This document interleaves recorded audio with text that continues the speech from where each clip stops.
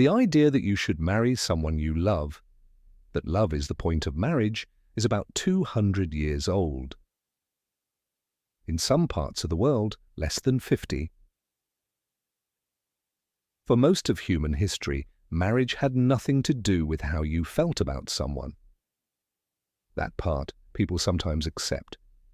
They nod and say, yes, arranged marriages, dynasties, political alliances, we know. But here's what most people don't know. It wasn't just the dynasties, it wasn't just the aristocracy. It was everyone, across every social class, across almost every culture on record. And the way it worked was different depending on who you were, but the logic underneath was always the same. Marriage wasn't about love, it was about reducing uncertainty in an uncertain world. We forgot that completely, and that forgetting has consequences. When people hear marriage was transactional, they usually picture kings and dynasties. A young noblewoman sent across Europe to marry someone she's never met. Negotiations over territory, military access, trade rights. That part is true, but it's the easy example. The more interesting question is what was happening further down. What about people who had nothing to negotiate with?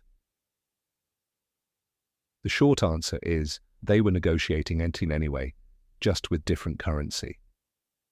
For peasant families across medieval and early modern Europe, the relevant assets weren't land titles, they were labor, tools, animals, and the ability to run a household.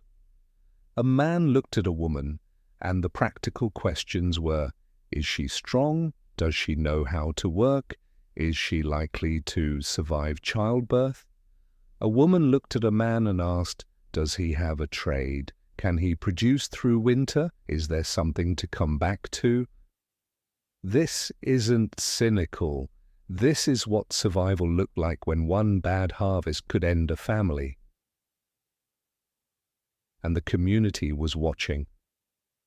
There's a practice historians document across France, Germany, England called charivari. If someone in a village married in a way the community considered wrong, a widower remarrying too quickly, a significant age gap, an outsider from another village, neighbors would show up outside the house, making noise, mocking, sometimes for days. It wasn't legal enforcement, but it was real enforcement, because community approval wasn't optional. You lived inside that community. You needed those people. Marriage, even for the poorest, was a social event, not a private one. Now here's the part that's genuinely surprising.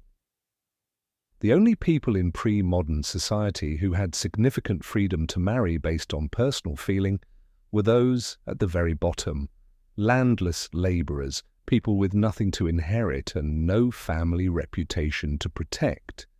Historians note that among this group, premarital relationships were more common and marriage was entered into with less family orchestration.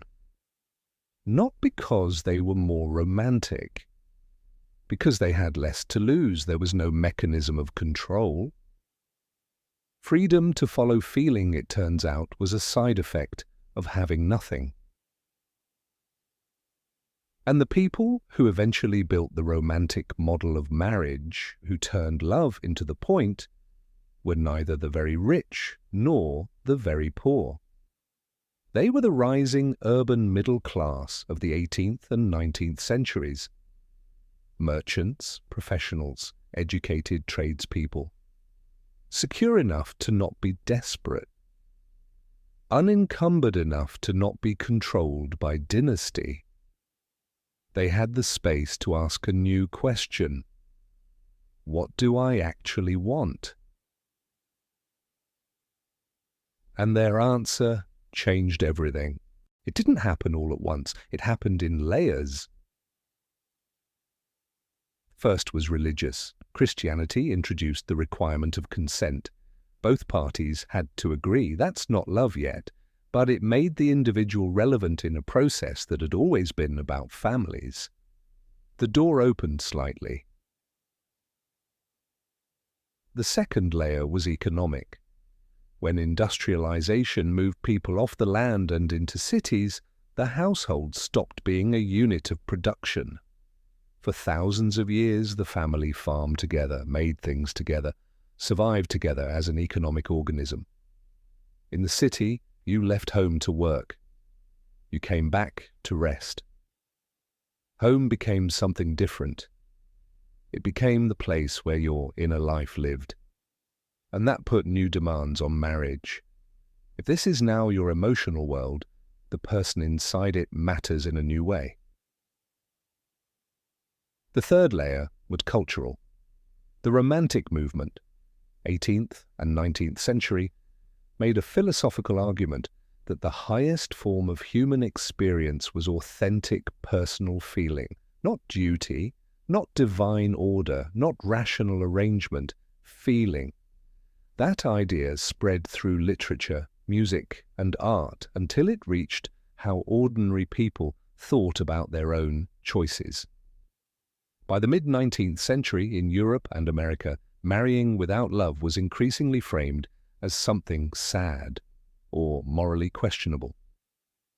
Barely a few generations old, we treat it like it's ancient. The fourth layer is the 20th century version, what some call the companionate ideal.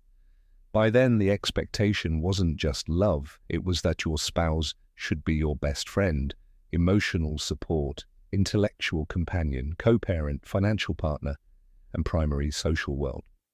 One person. Filling roles that used to be distributed across extended family, community, religious institutions, neighbors, guilds. We collapsed all of that into one relationship. And then added love, and then added passion, and then added the expectation that it would last forever, chosen freely, based entirely on feeling. No previous society built marriage to carry that weight. Here's the part I keep coming back to. When survival is genuinely uncertain, stability feels like the most valuable thing imaginable. A reliable partner, a predictable household, a structured life. That's not a compromise. That's what you want. When survival is stable, stability starts to feel ordinary. What becomes scarce, what you start to chase, is intensity, passion, the feeling that something real is happening. So we didn't just change what marriage was for, we changed what felt romantic. Security used to be the romantic ideal, now uncertainty is. We built an institution on permanence and then trained ourselves to crave instability. The person who's hard to pin down reads as exciting. The person who's completely reliable reads as safe, and safe, somewhere along the way, became a mild insult. And then we wonder why the institution is under strain. There's a useful way to think about what's happening. We inherited a contract built for stability, and we filled it with expectations built for self-expression. The legal system still treats marriage as a contract. The economy still pressures households financially. Parenting still introduces years of practical stress that has nothing to do with romance. But we evaluate marriage emotionally. We assess it by whether it feels fulfilling. When the feeling changes, and feelings always change, or we read that as something going wrong. Historically, that fluctuation was irrelevant. A marriage wasn't measured by happiness, it was measured by whether it held. You could be dissatisfied and still be in a successful marriage. By the measures that applied, it was working. Now, dissatisfaction equals crisis, or at minimum, a problem to be solved. All isn't necessarily wrong, But it's worth understanding that this is a new evaluation system applied to an old structure. The friction people feel in long-term relationships isn't always personal failure, sometimes it's structural. The institution was designed for one thing, we're asking it to do another. Recognizing this changes how we interpret disappointment. When a relationship feels like it's failing because something is missing, passion, connection, the sense of being truly seen, that feeling has a history. It was installed by a specific cultural moment, one that's historically very recent. The loneliness that many people report inside marriages, and surveys on this are consistent, often isn't about the wrong person. It's about one person being expected to replace an entire social ecosystem. That's a structural problem. It tends to look like a personal one. And the research on what actually makes long-term relationships function, not feel exciting, but function, consistently points toward things that look a lot like the older models. Shared practical life, reliability, mutual respect, commitment that isn't purely contingent on feeling. Which is strange. The data on what makes romantic marriage work keeps pointing back towards something that looks like what arranged marriage valued in the first place. People in the past loved, they wrote letters, they longed, they desired. But they didn't build the institution around that emotion. They knew it was unstable, they built around what held. We changed the reason for marriage, we didn't rebuild the structure. And then we forgot we changed it. So when people say marriage is broken, maybe it isn't broken. Maybe it's just being asked to do something it was never designed to do. Whether it can learn is a different question.